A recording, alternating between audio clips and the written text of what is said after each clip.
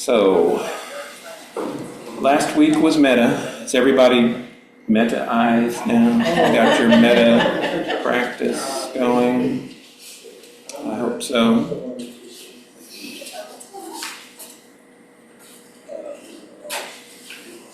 So it's taking us a long time to get through what do you call the parts of the Eightfold Path? I mean, are they folds? What? Oh, well, you can answer if you want to. Wrinkles. Thank you. Yeah, that's exactly right.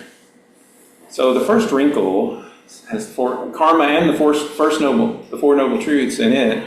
We actually, so we ended up spending 4 weeks just on the first wrinkle. So, and now we're on the second wrinkle, right intention. And we talked about metta, that's one. Renunciation and non-harming or harmlessness, those are the other two. And now we're on our second thing for right intention, but it will start going much faster. We will be on the sixth wrinkle almost immediately, but you got to kind of get the base situated here. So welcome back this week. Thank you so much for coming out, being here at EBS.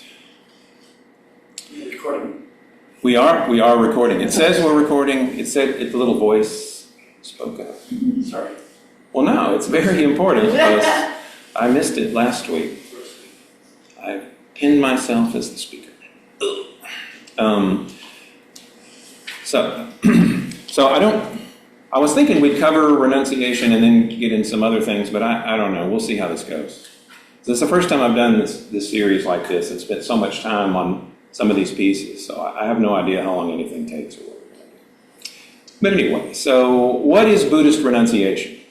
So in our culture, I mean, when I thought about, renouncing things or whatever, giving things up, right, I when I was a kid, I would immediately think of Lent, right, Christian season of Lent, right? So in the early Christian church for 40 days, before Easter, people would fast by just eating one meal a day with no meat or fish or dairy. That was the Christian Lent, the renunciation for that. And of course, over time, that just turned into giving up something that you would miss, right? So like sweets, to practice turning your mind away from worldly concerns, So there's Christian renunciation. That's kind of what gets baked into the culture. But we're talking about Buddhist renunciation. So what's that about?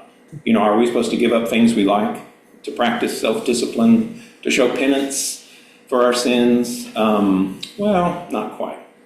It's not quite the flavor, although it can feel like that at times, depending on what you need to renounce. So in Buddhism, renunciation is an intention, right? Because we're on right intention still. Metta is an intention. Renunciation is an intention. Just like the intention to have goodwill for all beings, we intend to do some renouncing. Any day now, we're going to get started, I promise. So committing ourselves to renunciation and harmlessness are how we begin to practice ethics, see, because we're not too right, speech, right action, right livelihood, but the ethics starts way back. Following the 5 precepts is a type of renunciation. Right, because the 5 precepts are thou shalt nots. So we are giving things up when we follow the 5 precepts. You have to stop murdering people. So, and last week I said that metta was part of right intention, but I hate to say that I lied, but that's not strictly true. The way right intention is described, at least in the Pali Canon, it doesn't actually use the word metta. They use a word that means non-hatred or non-ill will. But metta is the method that the Buddha recommended to overcome that, to free yourself from hatred and ill will. You see, so when we talk about right intention, at least in the English-speaking world, we usually skip over the non-ill will bit, and we just go right to the metta, the technique for renouncing ill will, because that's the important thing. That's where you're going to end up. But really, right intention, all 3 elements are renunciation. The first one is, we're renouncing 3 things, or 3 types of thinking in right intention. We're renouncing ill will, that's where the metta comes in. We're renouncing violence, which is the non-harming. And the third part of right intention is just plain old renunciation, which what that means in a Buddhist sense is we're renouncing our craving for the worldly things that don't actually help us, the things that get in the way of our spiritual journey. So right intention is actually all renunciation. And this is our second class on renunciation. So just so you know, we're deep into it. And hopefully we can find our way out. So when we talk about renunciation, renouncing things, we're not renouncing things so much as states of mind. Now we may need to renounce some specific things in our lives too. You know, there's always bad habits that we need to clean up along the way. But it's our state of mind that's most important. That's what Buddhism is so concerned about, your state of mind. It wants you to behave too, but your state of mind is what we're developing. We're turning that into this finely tuned instrument. So we're renouncing states of mind. We're renouncing states of mind that make us mean, that make us uncaring, that make us violent, and that keep us stuck to the world and to our belief in a solid self that we have to defend. We're renouncing all that stuff. So how do we renounce unskillful states of mind? Well, we don't renounce them by repressing them. That's a terrible idea. We've talked about that, right? Try to shove something out of your mind and pretend it doesn't exist. It just makes it worse. You know, now it just creeps back up on you when you're not even looking, you know, and comes out in some ugly way. So we're not repressing. We renounce our unskillful states of mind by realizing how bad they are for us. So it's knowledge and understanding and wisdom are the key to renunciation. You know, because these things, they trap us, they suffocate us, they make fools of us, these states of mind that are so unskillful and so unhelpful. And so if we can learn to see the danger in our mental habits and how they're just making us suffer. That's what we're trying to do. And it can take some time to do that. This is not an easy thing. That's why Buddhism is not just a 30-minute, you know, TikTok thing or whatever. I don't know TikTok. So. Because, you know, as you probably figured out from now, Buddhism isn't trying to get you to do something. Buddhism is trying to get you to stop doing something. It's trying to get you to stop clinging. And that's why it's so focused on renunciation. You know, the whole Eightfold Path is renunciation one way or the other. It won't be bad. Stay with me. And the problem is, at first, we really don't know what it is that we're supposed to stop clinging to, right? That's the thing. It's like, what is the self? I mean, what? You know? So we start out kind of nebulous, you know. We're not sure where we're really going. But that's why we practice. By focusing on the things that we can see, our thoughts and our actions, we know what those are, right? And so we can practice renunciation in that realm. We're practicing building up our intention and learning to be mindful in every situation. So, you know, I have lots of dumb metaphors, and here's one of them. You know how if you have anybody ever tried to open a rusty paint can or something similar, right? This can be an all-day thing, you know, depending on what it is, because you know you have to work your way around the lid, like with a screwdriver or something, or maybe you have one of those actual fancy things from the paint store, and then you are a professional. But then why you have a rusty paint can, I still can't answer that question. So, but you can't just pry it in one place as hard as you can, right? You'll just bend the lid. And now the lid's bent, and it's still stuck on the can. You know, you're worse off than you were before. You can't force the lid off in one mighty pull. That's not how it works. And it's the same in Buddhism. Applying force will not free you. You know, this is not. There's no place where you can there's no fulcrum you can put your lever on to make that work. It's getting Aristotelian, I suppose. You know, there's an old saying: if brute force isn't working, you are not using enough. But this is not how Buddhism works, unfortunately. So you have to slowly work all the way around several times, a lot of times, before the lid's going to budge. And in the same way, Buddhism helps us work our way through every aspect of our lives. You know, the Eightfold Path is all-encompassing. And we'll hit the same points over and over. You know, and Buddhism shows us why we want to let go of these clingy, poisonous states of mind, and it gives us the tools to be successful. So letting go of the little things helps us lose interest in our clinging. It strengthens our renunciation muscle, right? Renouncing is a skill. I'll give you a certificate, if you get good at it, I suppose. It gets us ready for the bigger kinds of letting go that come later as the direction you're headed sort of clarifies.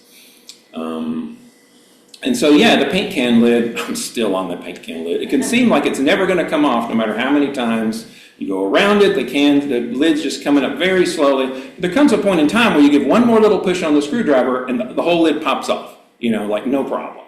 So, that's the way it is. Buddhism is a lot of slow, steady work. Things slowly and gently will get better because Buddhism does provide benefits early on in the practice. As the Buddha says, Buddhism is good in the beginning and the middle and the end. And so if you're not feeling it, then, I don't know. We can chat, I suppose.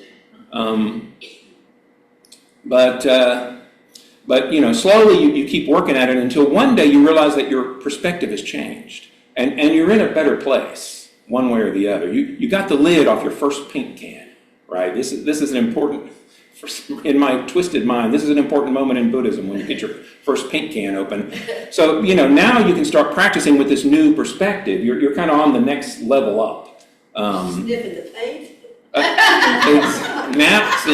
That was the advanced course, but it's all out in the open now. So so now you start working on your next can of paint, right? You always have this new challenge. You're on a new level of understanding, but that presents new challenges. And so, you realize now, though, that you're dealing with things that are a little more fundamental. You kind of dealt with some peripheral issues, and now you're getting more into the workings of your own mind and what you need to address. You're getting closer to this mysterious self that you will eventually let go of. And as you start this new phase, you notice that maybe your practice is a little easier. You're more free. And now you know that you can do it. You got one paint can open already. You know that this works. You have some confidence. You're not as doubtful about the path. See, that's addressing that second fetter, right? Doubt about the path. So, I can only apologize for subjecting you to my paint can metaphor, but I just had to say it. So, renunciation is how we begin to tame the mind. And as I said last week, taming the mind is mostly about softening up our sense of self. Now, as far as renunciation goes, I'm not going to tell you that you need to stop smoking and stop drinking or whatever you're doing, popping the shrooms, I don't know, man. But because, if you're doing something that's a bad habit, you already know that. And you know what your bad habits are. And besides, the things that different people have a problem with, it's different for every person, right? And so you got to figure out what kind of things you really cling to, what's really a stumbling block for your practice. And it can be any number of things. What is it that really pressures you into doing things you regret, right? That's a very obvious tell, is that it's like you just can't resist it, your will weakens and you do the thing and then it's like, oh, not again. So that's the obvious issue.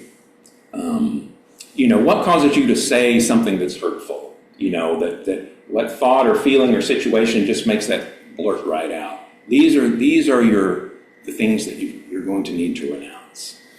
Like renouncing gambling, if you're just buying a couple of lottery tickets every week for fun, that doesn't really mean anything. So it's very individualized how this Buddhism thing works when you get to this question of renunciation. So things to think about.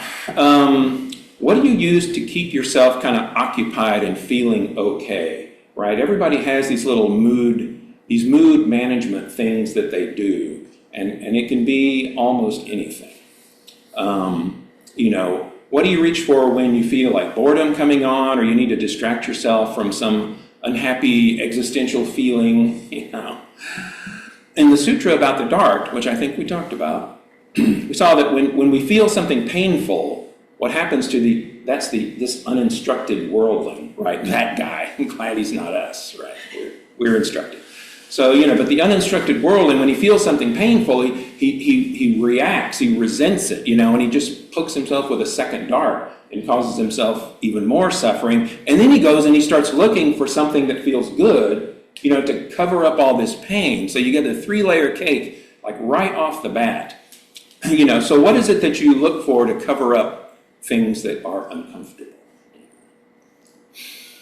And another way to think about it, what's stopping you from just sitting and doing nothing?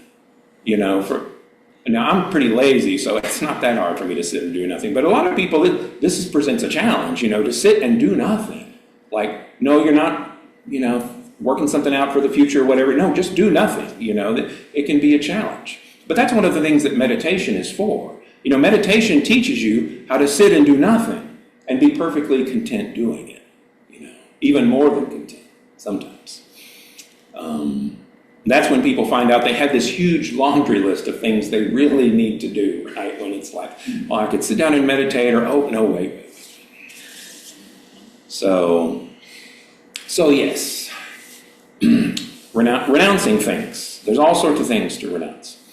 One thing I'll say is, to me, monastics, like, Buddhist monastics who live in the monasteries and all of that, they've come to be the example for me of what it takes to live a good life. Because, Buddhist monastics, in the southern tradition anyway, they have their robes, they have a begging bowl, and a few other odds and ends like a razor, which you might have imagined, right?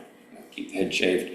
And that's it. They have no phones, no lights, no motor car. Anyway. Ajahn Amaro was bumming around Southeast Asia, and he was a hippie from England, basically, at that point, just bumming around kind of on his spiritual quest.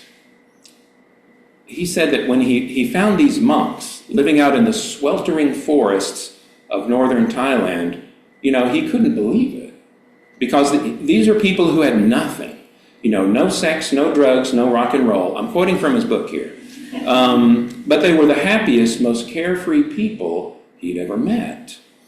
And so if you're wondering, what do I really need to be happy? But over time, my baseline has become the Buddhist monks, which is a very low bar. They are the proof that you don't really need anything to be just fine, or more than fine, to be living a very happy life. Now, I'm not telling everybody they have to go off and join the monastery and give everything up. I'm just saying that the monastic tradition has this weird usefulness for lay people, because if you think you need it to be happy, you probably don't. So there are people who are completely happy without it. So any thoughts before I continue my ramble about renunciation?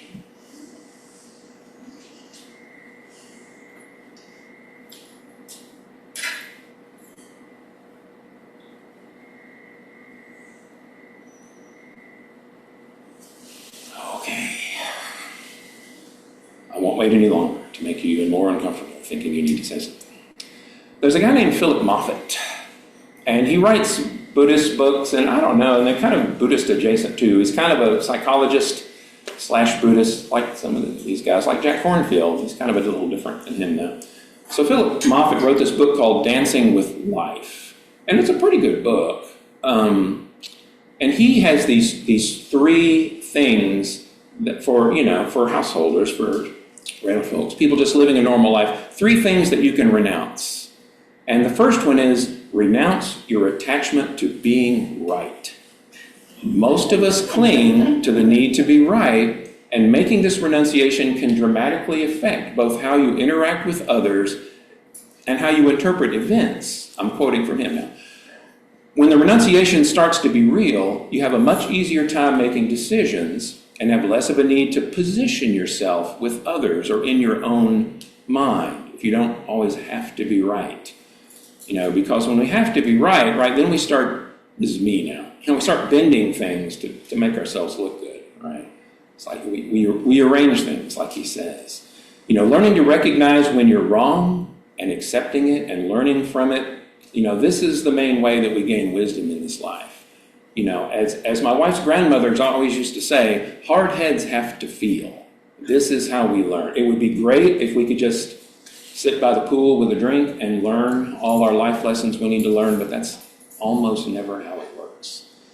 But anyway, so number 1, renounce your attachment to being right. 2, don't measure success by how many wants are met. This renunciation allows you to still have desires, but they're not at the center of your life. You fulfill those wants that can be fulfilled while living from your deepest values, and you slowly abandon the rest. So that's what Moffat says about his number 2. Don't measure success by how many wants you manage to get met. And so, and so he goes on and he talks about how you need to accept that your wants should be constrained by your values, right? So there's natural limits on things. Success isn't how much you have or how you achieve, it's whether you were able to live by your values. That's Moffat's definition of success. And so, to me, that means that if doing the right thing gets in the way of satisfying some pleasure, then that pleasure just won't be satisfied. You'll get over it. It's not the end of your life if you don't get something because, you follow the rules or whatever, That's okay, you can handle it. In fact, you may eventually discover, of course, that letting go of that pleasure to serve a greater moral principles feels better than the pleasure you would have gotten. Okay, so that was number 2, don't measure success by how many wants are met. Number 1 was renounce your attachment to being right. Number 3 is give up being the star of your own movie. The unfolding of events that make up your life is like a movie, he says, and you interpret every scene or event from the vantage point of being the star of your movie.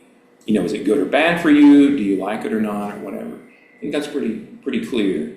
It's not all about you. You're not the star of your own movie.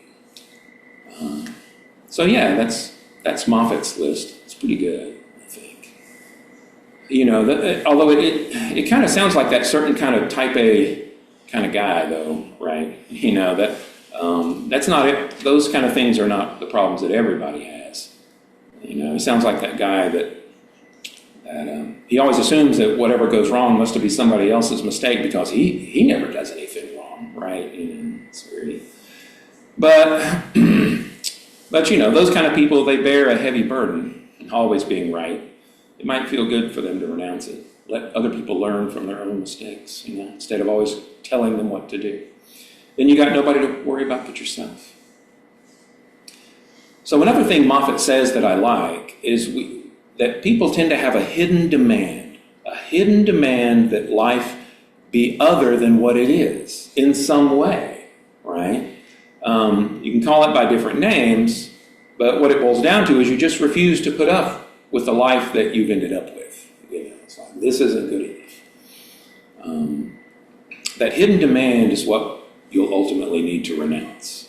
Maybe not all at once, but that's a clue, because if you realize that you have that sort of attitude all the time. So, as we've said before, giving up doesn't mean becoming a dish rag. We don't have to immediately give up on all our ideals and future plans. It does mean that we need to stop demanding that our perfect future is going to happen. That sort of militant demand, that's pure self right there. And that we're going to have to renounce for sure. And I'm not talking about compromising your morals. Like I say, if it's a moral question and you have to pick between getting your way and doing the right thing, then you just lose. That's fine. There's nothing wrong with losing. If you can commit to doing the right thing, even when it makes you lose, life gets so much simpler. Decisions get so much easier, if you're okay with letting go of a thing. Just do what needs to be done. So anyway. But like I say, that list seemed kind of type A to me, being the star of your own movie and all of that. And not everybody thinks that way, right? If your self-image is negative, and you're one of these people who sort of, and I say this from great experience, you're one of these people that's sort of anxious and you're haunted by your mistakes, right? You tend to sort of slip back into the shadows and you're self-effacing. That may be a thing that ultimately you're going to have to renounce.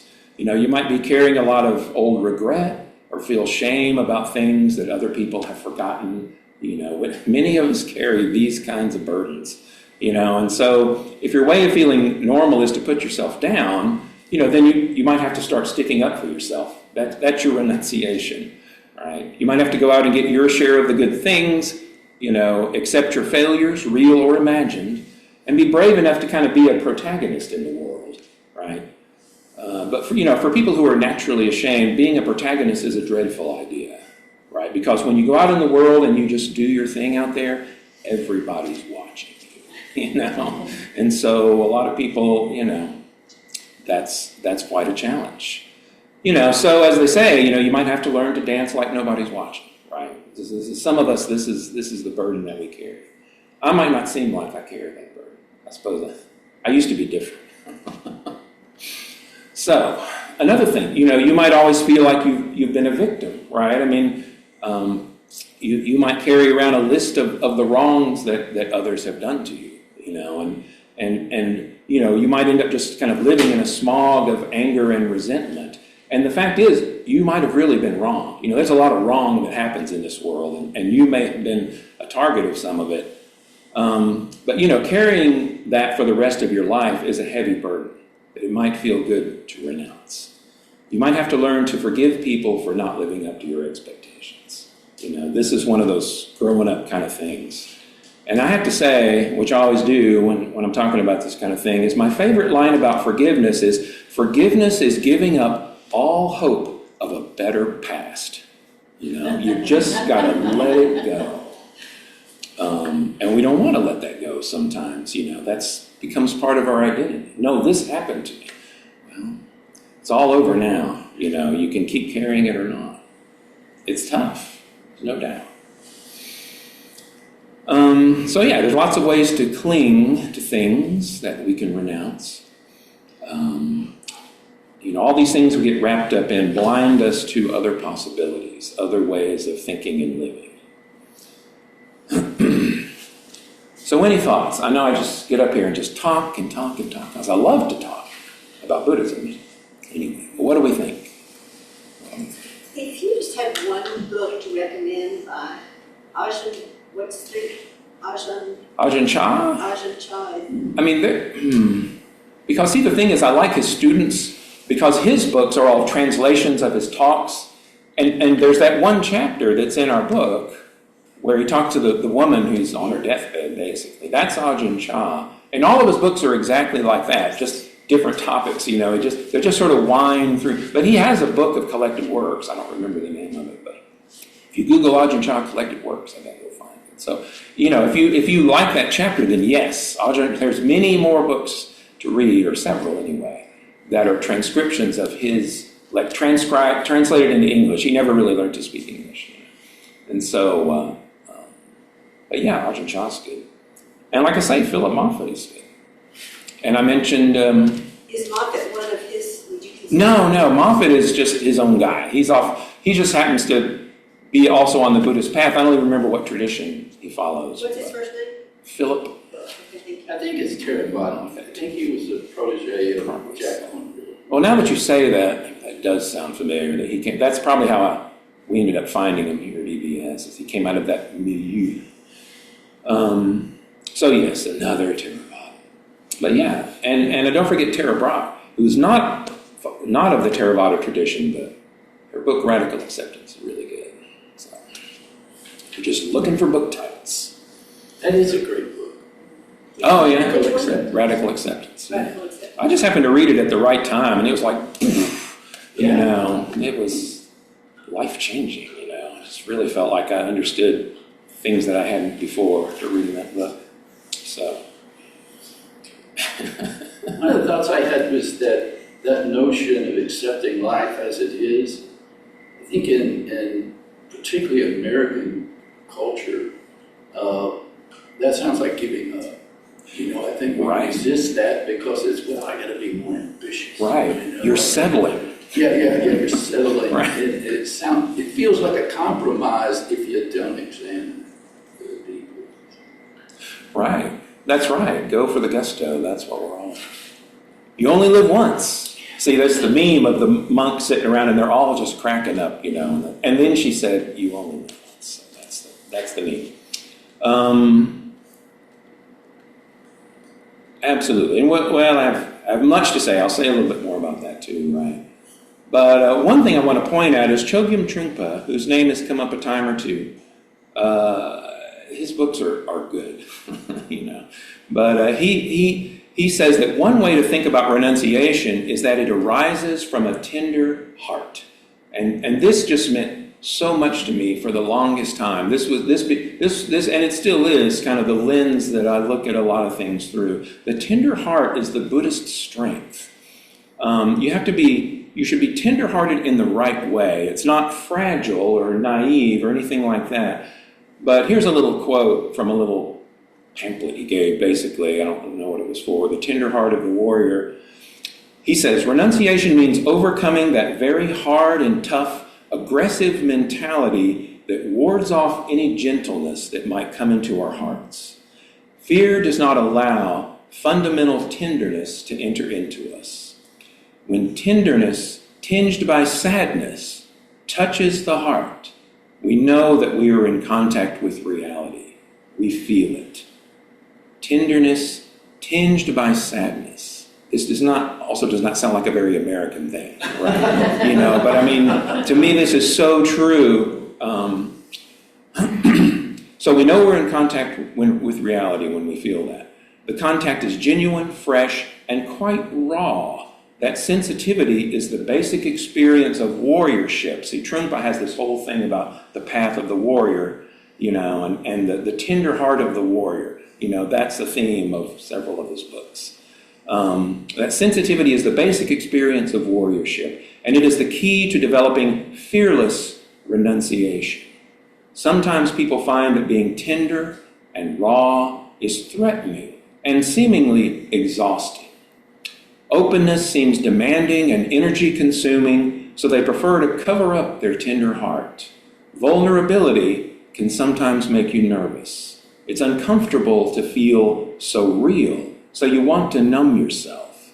You look for some kind of anesthetic, anything that will provide you with entertainment. Then you can forget the discomfort of reality. I mean,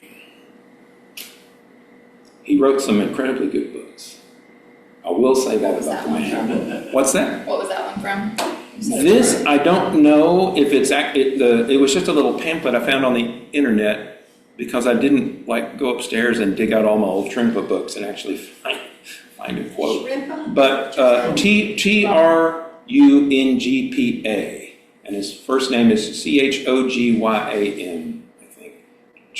I said Chogyam Trungpa, Trungpa. Shambhala. If you Google Trungpa Shambhala, you will be in the spot for his books.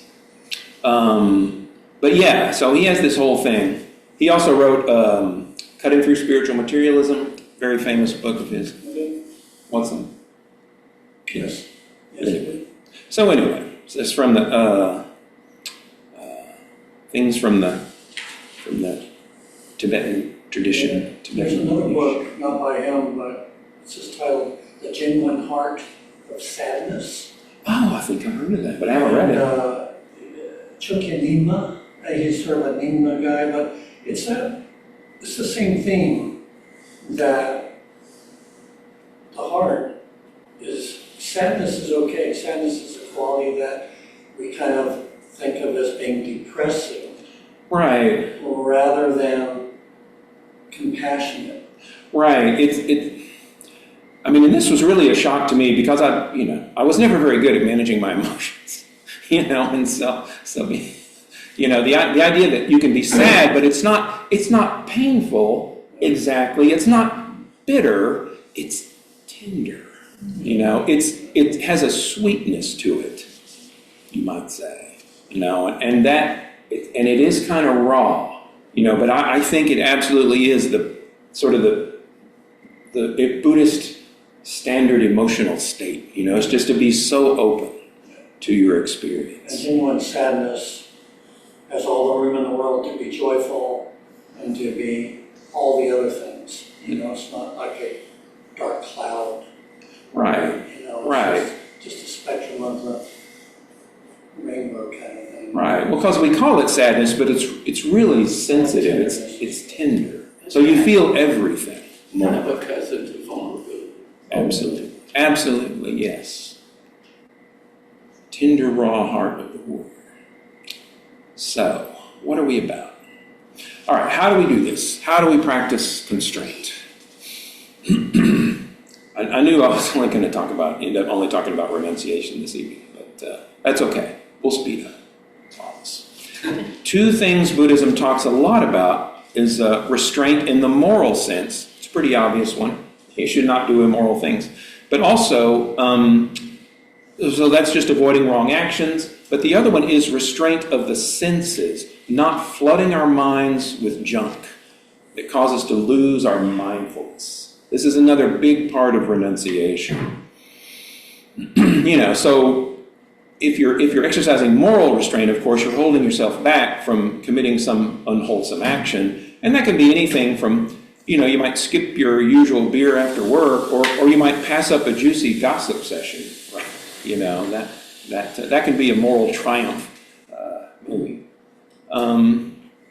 So it's one of those things where I'm not saying that you can never drink another beer and you can never shoot the breeze with your buddies, but you can try these things once, right, and see how they feel. If you just take a little different path one day, and how did that hit you? It can be very instructive.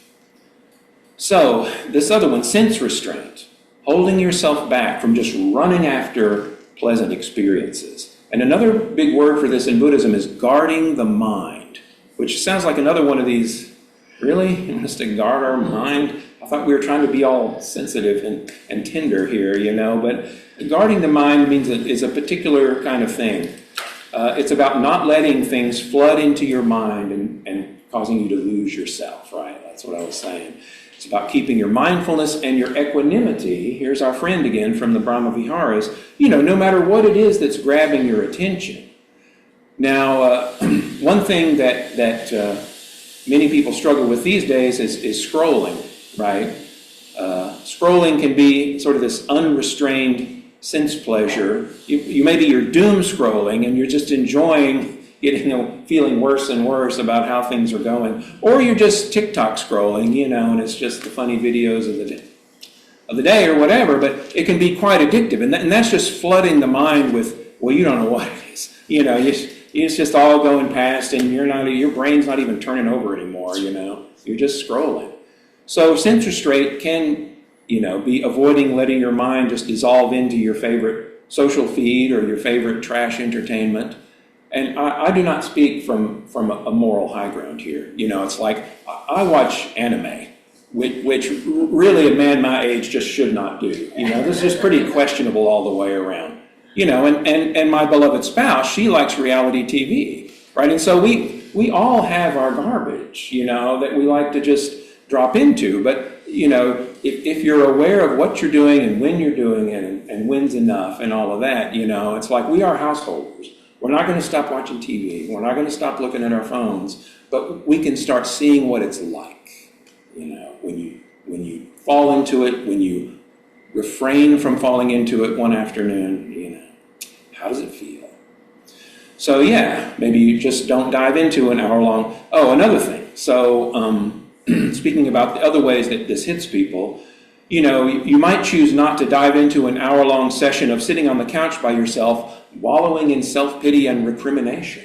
This used to be one of my favorite activities. I wouldn't have called it my favorite activity, but judging by the time I spent, clearly it was. That's also just losing yourself in the senses, because for Buddhists, the mind is also a sense, right? See, the Buddhists are way up on this whole sixth sense thing. We always known you have six senses. The mind detects thoughts the same way the eyes detect visuals and the ear is hearing. The mind is just a receiver. It picks up thoughts. So then you might say, well, if you're just picking up thoughts, where do the thoughts come from? That is a very good question. A lot of times they come from the hubbub that's around you, right? You just pick up all kinds of random things. So, so this is about guarding the mind. Are you aware of what you're putting in there? The sights and the sounds and the scrolls and the thoughts that you ruminate on? for hours at a time, that's all things you're feeding your mind. You flood the mind with these sense experiences. Where in the world am I? So yeah, I'm not saying you can't ever do those things. If you're thinking through something, the mind is useful. It is good to think sometimes when it's time to think. Or, you're just deliberately like taking a mental vacation, that's no problem. Because you intended to, right? So much of our thinking serves no purpose whatsoever, though, right? We're just lost in thought because we never tried to train ourselves not to do it. I mean, for me, this was a new idea. The idea, I just thought that the brain is just this horse that's just running away and you just have to keep up, but it's not like that. You can train the mind. That's what this is all about. So the main point of practicing restraint is just that, to experience what it feels like to tame the mind, to not just be dragged off in whatever direction your senses pull you. What does it feel like to not be at the mercy of our demand for stimulation and distraction? What does it feel like just to sit tight and not let yourself get pulled away? Can you catch yourself getting pulled into something? It's like, oh, what was that headline on the phone? And just stop. Just say to yourself, I'm feeling my attention getting pulled into this, or when I feel my attention getting pulled into this, it's like this. It feels like this. This is my attitude of mind. And then deliberately just stop responding to that pull. Now, you're going to still feel that pull is sitting there in your mind, right? Like you're not repressing it. It didn't go away. You're just not responding to it. This is an option. It sounds ridiculous, but this is the Buddhist middle way is all of these sort of obvious platitudes that we never think about. It is possible to feel this compulsion and just to sit tight and not follow it. And it won't hurt you, You won't be sad. In fact, you might discover that you feel a little bit more free, because now for once you're in control. I'm sorry if I sound so preachy. No, I'm not sorry. I'm not sorry at all. I just do nothing but preach. So yeah, you get to choose. Your conscious intent gets to choose. Your heedless, clingy mind that's just bouncing from one thing to the next, it doesn't get to choose this time. So the important thing about renunciation is to realize how much power you have over your life and how much freedom you can gain when your mind is actually tame, when your wisdom has the chance to hold the steering wheel, right? The committee of the mind is now taking a drive, and so they're fighting over the steering wheel. Who's going to make the final decision? But of course, not doing things that are immoral and harmful is a bonus, right? But in that sort of Buddhism reverse way of thinking, that that's sort of a side benefit. Being a good, ethical, generous person is just a side benefit of being a good Buddhist, I say. It's kind of like meditation. Meditation is to train the mind, and a side benefit is sometimes that you're ridiculously happy. You may find, although mileage can vary. So as householders, we're not going to never watch TV again, like I say. We're not renouncing life, we're just practicing. It's like piano practice. Practicing piano isn't our job, so we can't do it all day, but we can practice regularly. Sitting down to meditate regularly is practicing renunciation, right?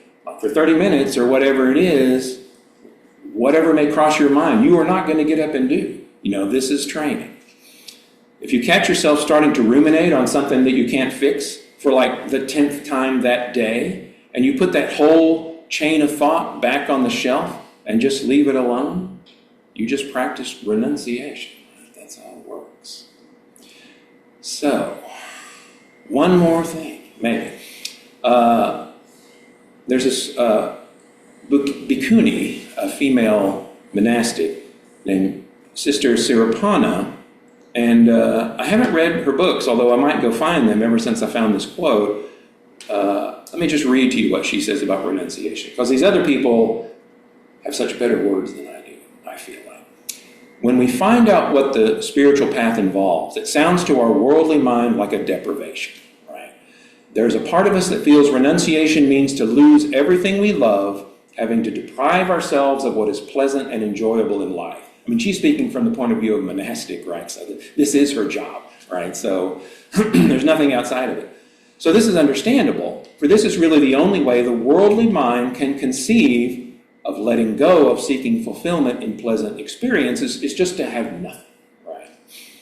Yet I'm sure that within all of you there is also something else, something beyond that mind that is always wanting and craving and trying to hold on to our identity and experiences, that recognizes and resonates with this word, renunciation. Whenever I've talked about this theme with other people, often they say that although the word horrifies them in a way, there's also a fascination, an echo of something we intuitively long for. A little later she says, renunciation can sound like passivity, a doormat philosophy, right? But actually it's the opposite. True, and here she does one of those hyphenated things that writers like to do, true responsibility, the ability to respond wisely and compassionately to life, naturally arises in the non-attached mind. There can be both activity and letting go. You know, you're not choosing between just being a rock or being lost in the world. You know, you can carry your renunciation into everything. Then a little later she says about moral restraint and sense restraint. She says, let us start by reflecting a little bit around one particular aspect which supports renunciation, restraining. Both restraining the senses and moral restraint. Actually, this is how I got the previous thing I talked about. Until we have at least a glimpse of the futility of grasping, of constantly seeking and manipulating and chasing after pleasure as an end in itself, then sense restraint, until you see that futility, then sense restraint doesn't actually make much sense. And if it doesn't make much sense, obviously we're not going to do it. And yet the Buddha repeatedly pointed out that restraint is the absolute bedrock of the practice, of letting go of the world, of renunciation. If we are just completely lost in the flow of desire, there's no possibility of finding perspective or of understanding more deeply. There has to be a reining in, a turning against the stream, before there can be any sense of perspective or clarity. So, that was Sister Siripana. And that's about all I was going to say tonight. I think we'll stop at renunciation, and we'll talk about non-harming, and we'll probably talk about all three of the ethical steps of the path: right speech, right action, right livelihood next week. Well, there's not nearly as much to say about it. There are a little more. I mean, there are lists involved, but it's all pretty straightforward. Not like renunciation. I always feel like, I said so many words, but it's like, did I manage to communicate? And you don't have to answer that question. But do you have any questions about renunciation? Is it still, any thoughts about how you can start playing with this idea? Because that's really what it is. We're not trying to make everything dismal. It's something that you just try out. What's it like to be more restrained? Or if you're already too restrained and you're already too locked down, right? What's it like to come up into the world and be a protagonist a little bit more? That could be even scary.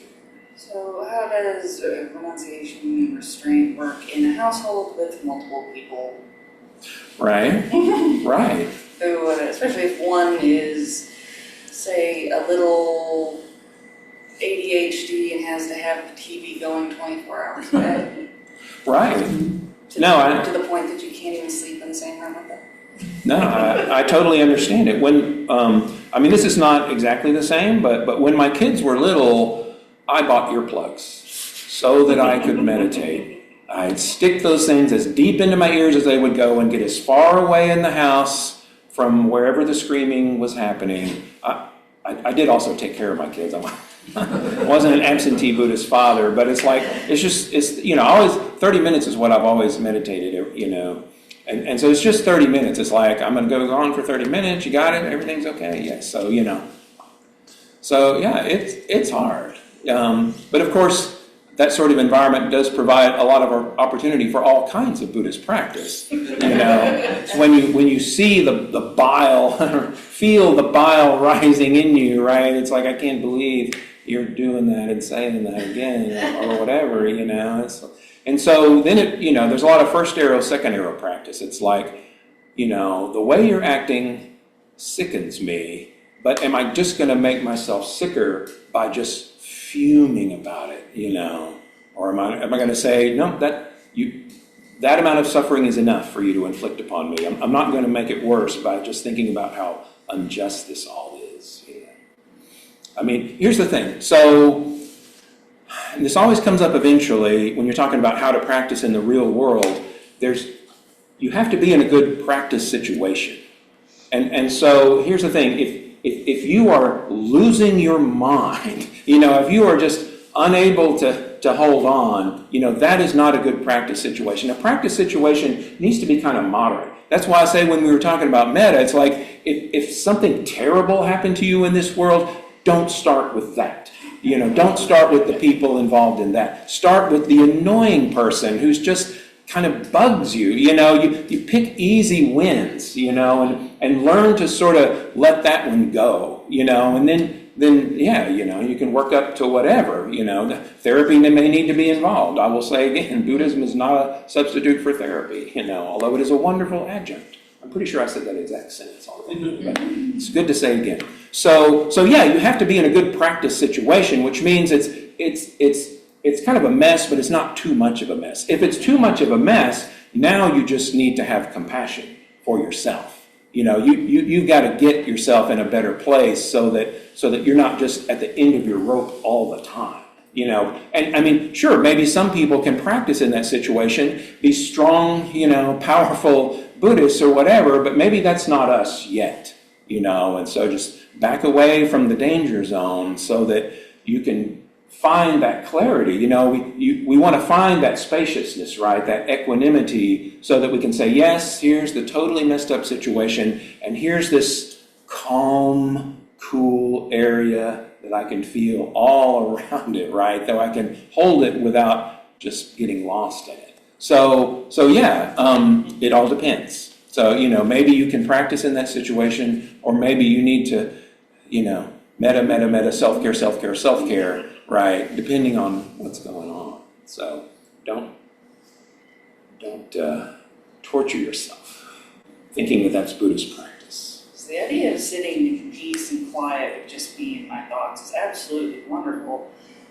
I just can't do it with anybody else in the room. Right. They're noisy.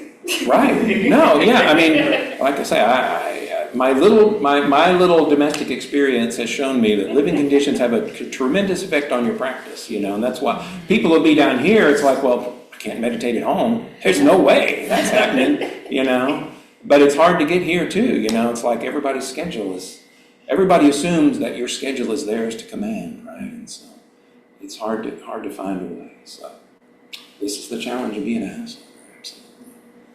That song said noise hangs like headphones, Yes. activity. Oh, that's even better. Yeah. That's what I should have bought. I went the cheap That's one. what I think. Oh, money worth a shot. All right. That's right. We have more tools now, I suppose. Yeah, I would say also you have to kind of determine whether you're being a masochist, your emotions aside. If you can't sleep, that's a health issue. Right.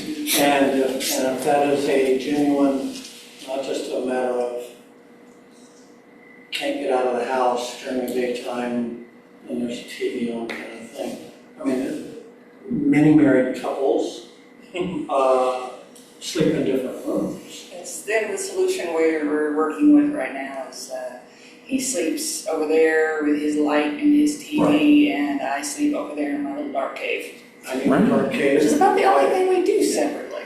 Right. Right, and that's. Oh, yes. These days, that's totally For a reasonable. long, happy marriage, you get rest, and we get to love each other, I'm not like, That's right. and so Even Khalil Gibran you said, can't, give up on your own compassion to yourself and take care of yourself. But it's still a challenge. If it's not that, it's going to be something else that, right. you have to pretty good. Right. And so it doesn't mean it's easy. No. And the other important thing about Buddhism is the The Buddhist standard is not perfection, I can assure you. The Buddhist standard is good enough. You know, is it good enough to practice? Is it good enough to kind of practice, you know? And because that's all we ever get in this world. It'll never be perfect. But we try to get to good enough. And when we can do that, then we can practice, you know. To get enough distance between you and the chaos so that you can hold it mindfully, you know, for a little while. It's a practice.